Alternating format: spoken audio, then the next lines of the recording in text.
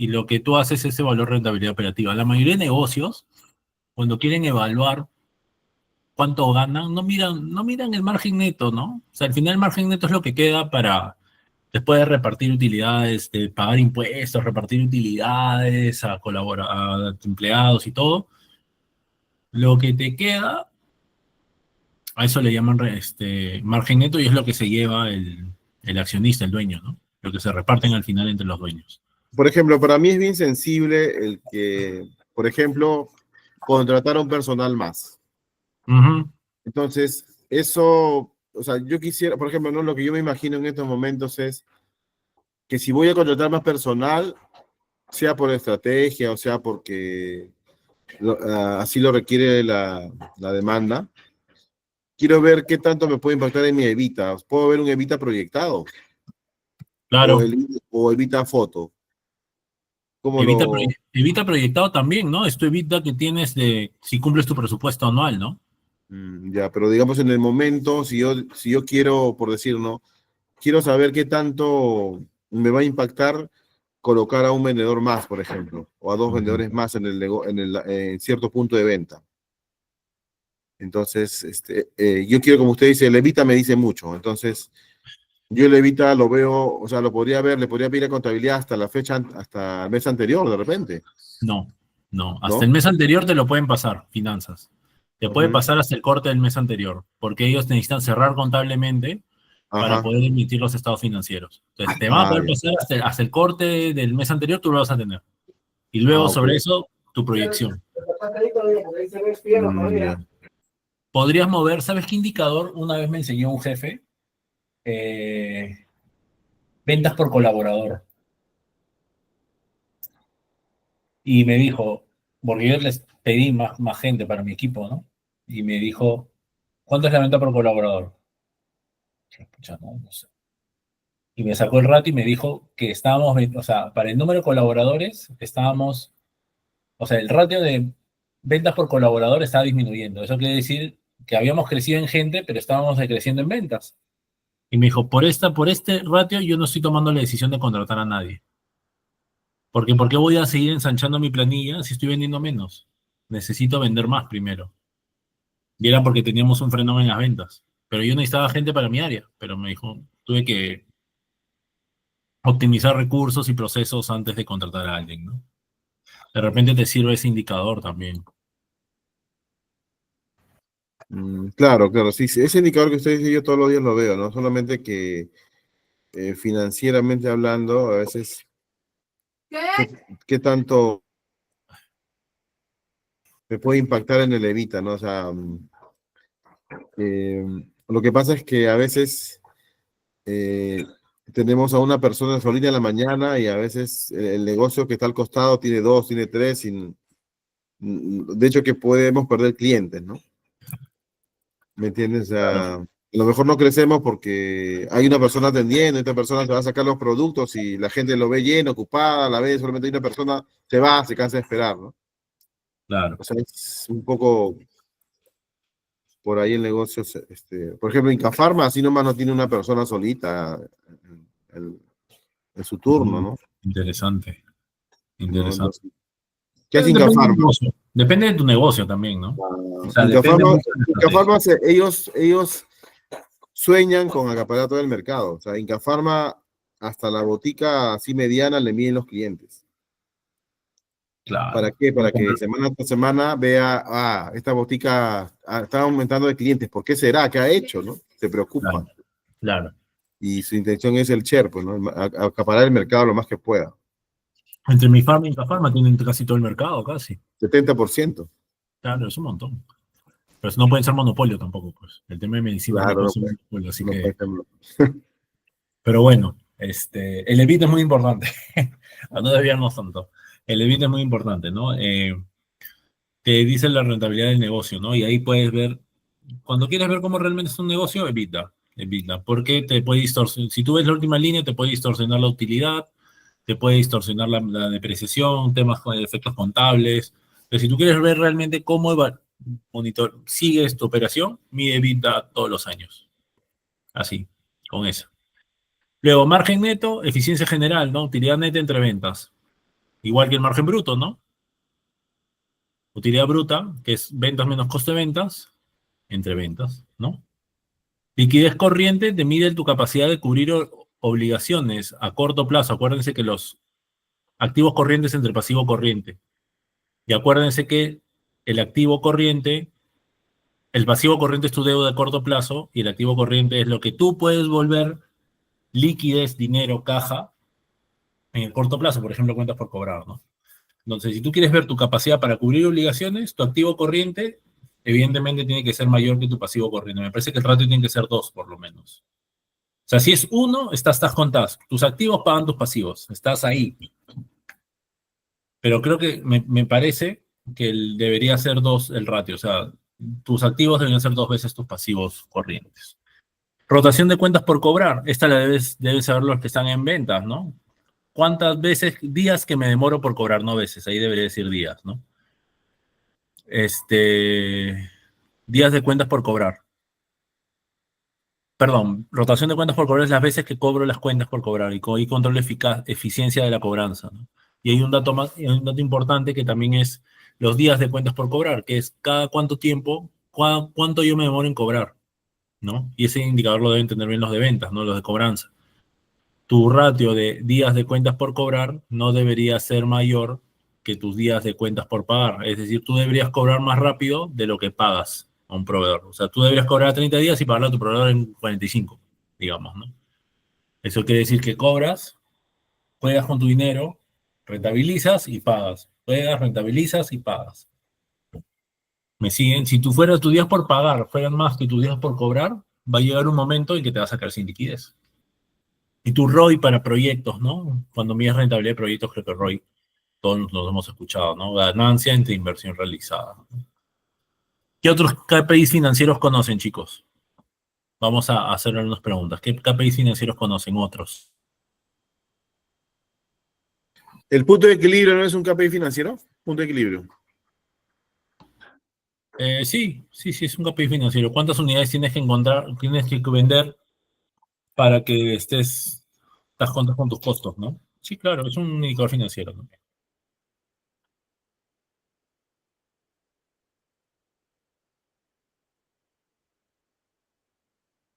¿Algún otro indicador que conozcan o que hayan visto?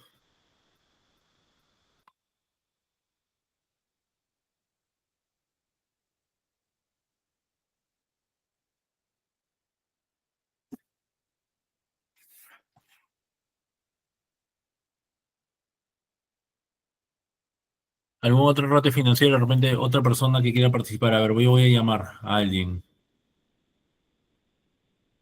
Jesús. Jesús Chuquitaipe, ¿cómo estás, Jesús? ¿Tú conoces algún indicador financiero? No, no, todavía no. Ok. ¿Has escuchado, por ejemplo, del... ¿Has escuchado, por ejemplo, del... a ver, ¿qué otro? A ver, apalancamiento financiero. ¿Han escuchado qué es apalancamiento financiero? ¿Es la de deuda del préstamo que se saca? Ya, Deuda que se consigue. tiene que ver,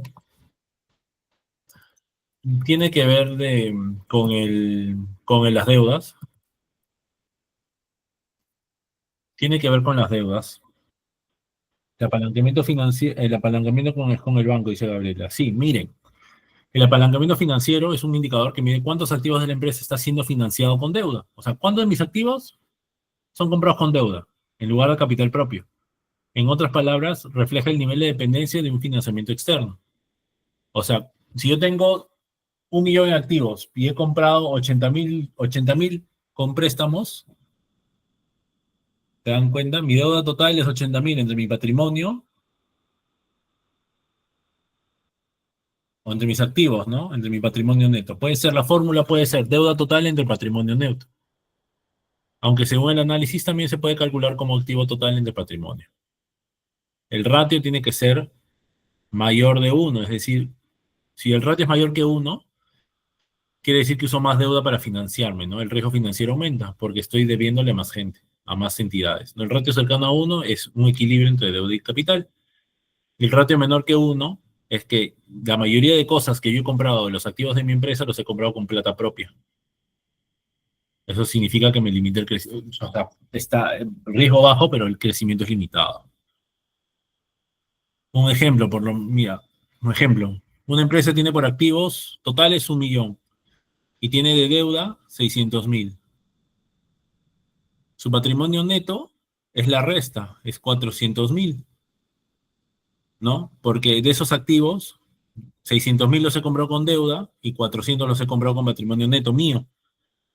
600.000 entre 400.000 es 1.5. Eso quiere decir que para cada dólar de capital propio yo uso $1.50 en deuda. Es decir, de mi patrimonio total, de mi patrimonio total, ¿cuánto yo he usado deuda para poder operar, para poder comprar activos? Mientras más alto sea, mientras más alto sea, más dependencia del banco voy a tener. Y si más dependencia del banco voy a tener, voy a correr más riesgos. ¿Sí? Si compro más con capital propio, tengo menos riesgo financiero de una deuda, de sobreendeudamiento, pero obviamente limito mi crecimiento porque solo dependo del capital propio. No sé si me dejo entender.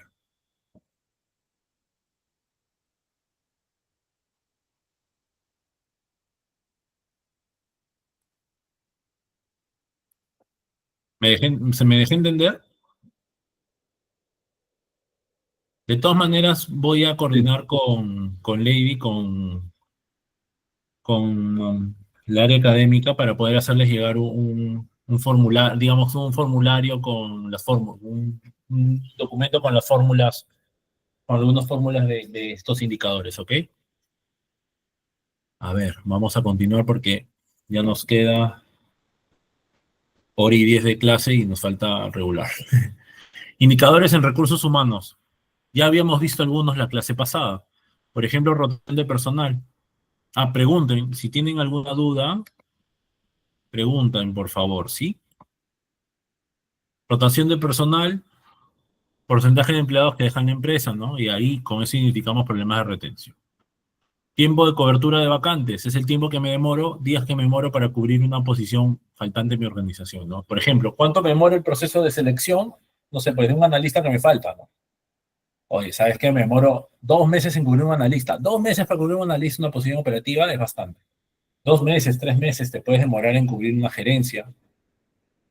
Una jefatura no tanto, pero una gerencia sí, posiblemente te puedas demorar 2, 3 meses, ¿no? Una gerencia general, 5 meses, 4 meses. Pero una posición operativa de analista, según mi óptica, según mi punto de vista, no debería demorarte más de 15 días, la verdad. 15 días más 2 semanas que se demora en ingresar, un mes. No debería demorarte tanto. Una posición de asistente analista no debería tomarte tanto tiempo evaluar. Así que, si están en recursos humanos, ese es un buen indicador.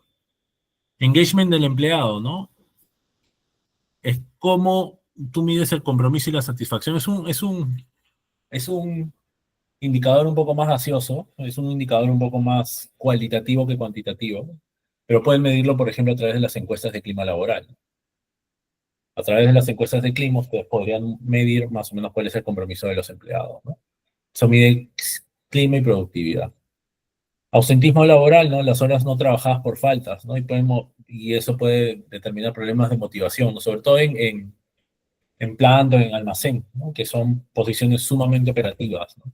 Oye, ¿por qué faltas tanto, no? También podemos ver el coste de capacitación por empleado. Bueno, ese es un ratio que lo vimos la semana pasada, y medía simplemente la efectividad de las capacitaciones, ¿no? O sea, cómo es la inversión, por ejemplo, costo de inversión por formación de trabajadores, ¿no? Pueden medir la efectividad, pueden medir el costo cuando invierten ustedes en sus capacitaciones, ¿no? Y ahora también puede ser cómo quieres tú darte cuenta, por ejemplo, que, que puedes medir o que puedes,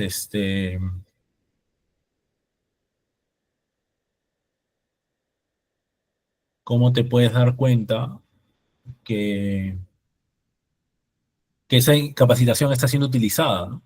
Si es que tú ves una mejora en el rendimiento de sus trabajadores, ¿no? De repente tienen otras herramientas, están aplicando nuevas técnicas y eso ahí te das cuenta también que la capacitación ha sido eficiente, ¿no?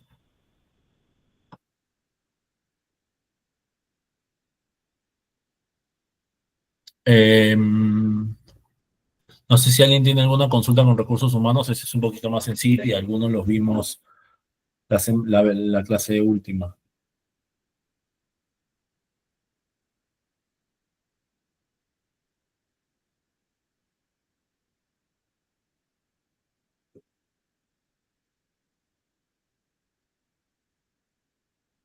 El tiempo de cobertura de vacantes dice días para cubrir un puesto, ¿desde qué? ¿Cómo, desde el día que lo solicitas? ¿Cómo, Desde el cómo? día desde el día que lo solicitas. Claro, desde el día que solicitas, porque para solicitar una vacante en tu organización, o sea, si tú eres un jefe y quieres cubrir una posición, tienes que llenar un requerimiento, ¿no? Claro, No es así. Desde el día que pones el requerimiento y te lo aprueban, hasta que la persona ya es su primer día, tienes que, tienes que medir los días, ¿no? Evidentemente, tú no puedes medir o no depende de ti los días que él te dice que va a ingresar, ¿no? O sea, tú puedes seleccionar, demorarte 2 semanas y el candidato te dice ya, o sea, ok, pero voy a entrar en un mes, ¿no? Que dice la ley, 30 días, para que me tengo que ir de mi trabajo, de otro trabajo, imagínense, ¿no? Y tú no puedes hacer nada. Si te gusta el candidato, lo esperarás, ¿no? O volverás a hacer tu selección, ¿no? Tú ya evaluarás ahí. Pero tú puedes controlar los días que te demoras, por ejemplo, en filtrar CVs, en poner el aviso, contratar de repente a la reclutadora, tomar los exámenes, tomar una decisión, ¿no? Normalmente esos son los días que están bajo nuestro control. Y lo que pueden hacer ustedes es lo que esté bajo su control, ¿no? Lo que no está bajo su control es los días que te puede decir la persona en incorporarse, ¿no? Imagínense, se demoraron 15 días en seleccionar y tienen dos. Al que les gusta se va a demorar un mes más en entrar. Y el segundo, que también es bueno, pero más les gustó el otro, puede entrar inmediatamente. ¿Ustedes qué harían?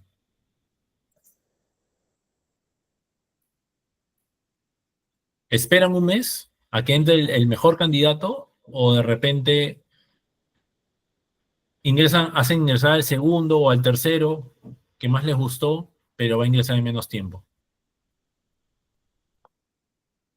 ¿Qué harían en ese caso?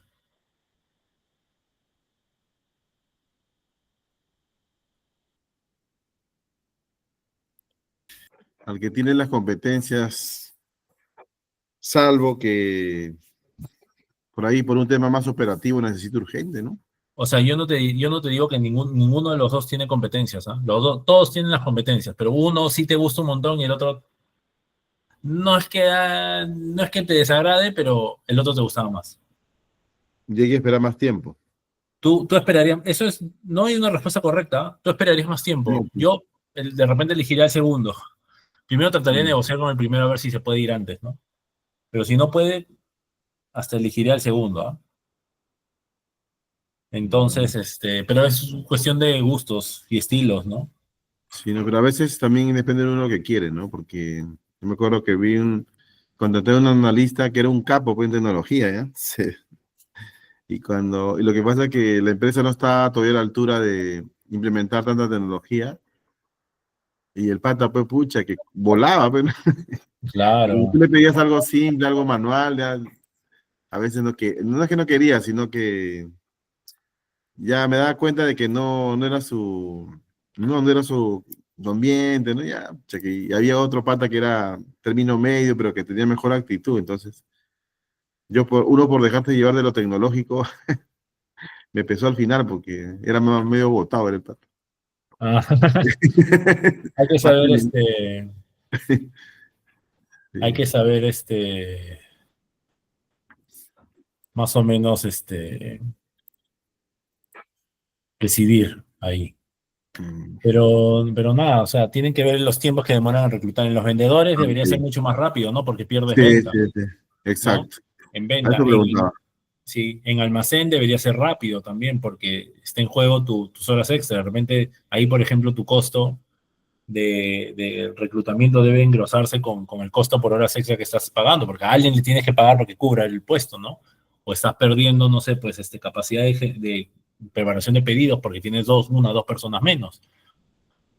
Estás perdiendo capacidad de despacho, capacidad de preparación de pedidos, ¿no? O sea, ahí tienen que ver costo y tiempo, ¿no? Entonces hay que evaluar. En un Ok. analista, yo no esperaría, trataría de negociar, pero si no, lo trataría de cubrir de una vez, porque hay un costo de curva de aprendizaje también, ¿no? Si no hay mucha diferencia entre que si me gusta uno, el otro, no. Si hay una diferencia abismal, de hecho lo esperaría. Entonces, hay que ver los días, o sea, tienen que ver, es bueno que vean los días de selección, ¿no? Es un indicador bien importante en recursos humanos, ¿no? Es la velocidad para cubrir puestos y no dejar en el aire a las áreas. Vamos con compras. Compras, ya nos faltan tres para pasar por industria. Vamos a pisar el acelerador un poquito, ¿ya?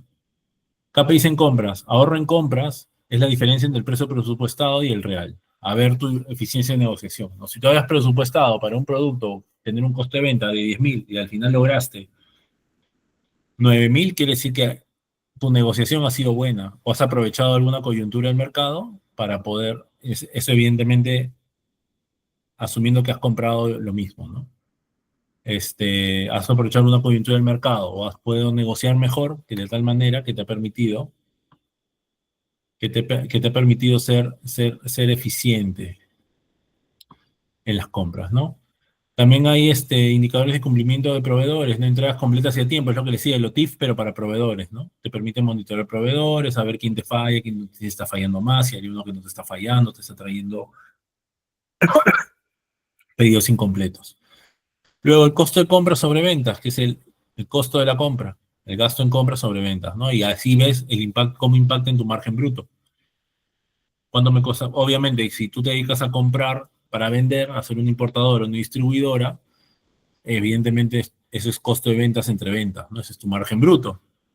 Pero si tú eres una producción, tienes un costo de producción, tu costo de compras, de esa parte del costo de venta va a ser una parte, ¿no? Entonces tienes que ver oye, cómo impactan las compras en el margen. ¿Correcto? Luego el tiempo de ciclo de compras, ¿no? ¿Cuánto te demoras entre que pones una orden de compra o generas la cotización hasta que recepcionas el producto? No solo es el lead time del proveedor, es cuánto tiempo te demoras tú, por ejemplo, en generar la cotización, en que te aprueben la cotización, en que te aprueben la orden de compra, en que la revises, es que los términos de referencia, por ejemplo, estén correctos. Todo eso demora. Entonces, ese es el tiempo que tú deberías fijarte también y que deberían ustedes buscar la manera de buscar la manera de acortar, ¿no? Hacer procesos más eficientes, automatizar las aprobaciones, de repente generar órdenes de compra automáticas para ciertos casos, si ustedes tienen plan de demanda y tienen un SAP, por ejemplo, que les permite hacer MRPs, que les permite a su vez hacer órdenes de compra automatizadas, ¿no? Porque tienes tu dinámica de planificación de la demanda en tu sistema. El tiempo de ciclo de compras, ¿no? El tiempo, bueno, y tasa de incidencia de proveedores, ¿no? O sea, pedidos con errores o defectos, es el complemento del cumplimiento de proveedores, ¿no? Y eso te ayuda también a mejorar la relación con los proveedores. ¿Ustedes tienen algún otro ejemplo en compras, por ejemplo? ¿Tienen algún otro caso de indicador en compras?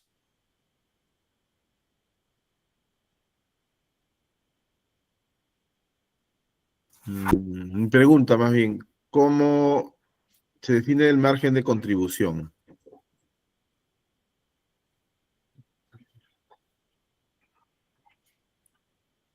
No, no entendí tu pregunta.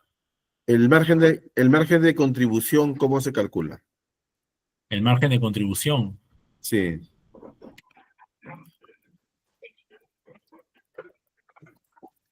El margen de contribución, a ver, déjame acordarme cómo era esa fórmula. Pero ese es, margen de contribución es costo, es un indicador financiero, ¿ah? O sea, sí. ¿cuánto te queda de las ventas para cubrir tus costos fijos? O sea, ya cubriste tus costos variables, ahora te faltan dos fijos y generar utilidad, ¿no? O sea, yo entiendo por margen de contribución eso. Ventas menos costos variables. Bueno. Ok. Ujú. ¿Cuánto te queda para cubrir lo fijo? A ver, pasamos a gestión de proyectos. Los indicadores que debería tener un buen project manager, por ejemplo. Cumplimiento de plazos, variación de los costos del proyecto, índice CPI, que es cómo va el trabajo planificado versus el ejecutado, ¿no? Y ahí ves la eficiencia de la ejecución del proyecto. Avance cumplido, ¿no? Entregables completos según plan. Y satisfacción del cliente, ¿no? Satisfacción del cliente final después del proyecto, ¿no? Entonces, acá hay varias cosas, ¿no? Cuando ustedes gestionan un proyecto, según PMP, PMI, tienen que gestionar varias áreas, ¿no? Costos, tiempos, eh, recursos humanos, calidad, etcétera. Y para cada uno de ellos tienen indicadores. Yo les he puesto algunos solamente, ¿no? Por ejemplo, algo que vemos mucho en proyectos, cumplimiento de plazos, ¿no? Oye, estoy en la fecha, voy bien, voy a proyectar bien mis cierres de proyecto en la fecha que calculé, voy a tener una, dos, tres, 4 semanas de desviación del proyecto. Eso es lo que hay que ver. ¿Cuándo me voy a demorar en terminar? Eso me dice cuánto te vas a demorar en terminar y puedes proyectar una fecha de fin. La variación de costos también en consultoría nos ayuda mucho porque mientras más nos demoremos, evidentemente los costos del proyecto aumentan, ¿no? Y hay un punto en que deja de ser rentable. Por eso es que en consultoría cada atraso, o sea, tenemos que tener bien sustentados los atrasos porque si son por parte del cliente tenemos que hacer que los asuma, ¿no? Es una asunción del cliente. Si fuera una asunción, un desvío por culpa de nosotros, evidentemente lo asumimos. Pero nosotros en consultoría siempre tratamos de tener todo documentado para no echarle la culpa al cliente, ¿no? Pero por lo menos justamente que nuestros costos de proyecto no se afecten y que cada retraso que pueda existir, indicarle al cliente que ese es un retraso que va a tener él que asumir, ¿no? Si quiere que estemos 2 semanas más y hemos presentado sustentos que los retrasos han sido por él, nos tiene que pagar 2 semanas más, ¿no? Porque no fue nuestra responsabilidad. El índice CPI es un indicador que también usamos bastante en proyectos y vemos cuánto trabajo vamos sobre lo que planifiqué, ¿no? Si yo debía haber avanzado el 70% del proyecto y he avanzado 60%, ese es mi indicador SPI. Eso es un poco lo que hay que ver. El avance cumplido, ¿no? ¿Cuántos entregables he completado según el plan? Hasta la fecha de hoy debí entregar 3 entregables de los 5. Hoy los 3 y entregué los 3. Estoy bien. Y satisfacción del cliente es evidentemente ver que después de un determinado proyecto mi cliente se siente tranquilo y satisfecho con el trabajo que he realizado. Entonces, ahí lo que hay que hacer es medir siempre qué tal satisfecho está nuestro cliente. En gestión de proyectos puede ser un cliente interno o puede ser un cliente externo, ¿no? Yo mido avances de proyectos, por ejemplo, no mido costos, eso lo ve, por ejemplo, el gerente con el que yo trabajo directamente, pero yo cuando hago PMOs de un proyecto mido tiempos, mido plazos, mido avance del trabajo, cantidad de entregables que ya hemos entregado. Voy viendo esos indicadores que me dan cuenta de cómo está funcionando el proyecto, ¿no? No sé si acá tienen alguna duda.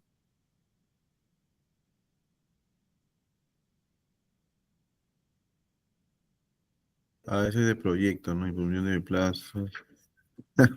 Hoy día me han odiado cuando le he pedido plazos a sistemas. Ah, ¿qué más? Trabajo planificado versus ejecutado. ¿No es ejecutado versus planificado? ¿Cómo lo leo ahí? Por ejemplo, Es lo si yo mismo, ¿no? planifico, Planificas que deberías estar en el 70% y has ejecutado el 60%, tienes un gap, ¿no? Claro, claro, claro. Ok, ok, ok.